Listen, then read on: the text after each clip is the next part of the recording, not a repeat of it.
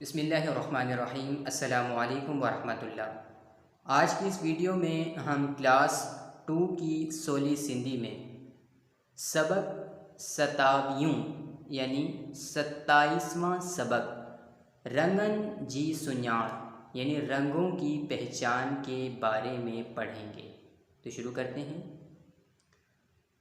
मुंहिंजी कार जो रंग गाढ़ो आहे यानी मेरी कार का रंग लाल है।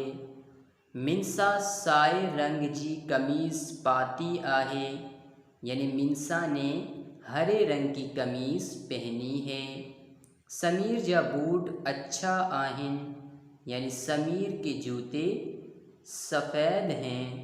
ईमान जो थेलो कारो आहे यानी ईमान का बस्ता काला है। रोमान जो रांदी को नीरो आहे यानी रोमान का खिलौना नीला है।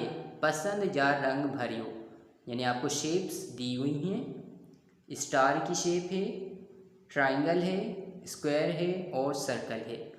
इन तमाम शेप्स में आपने अपनी पसंद के कलर्स करने हैं। सीखिए लफ्ज़।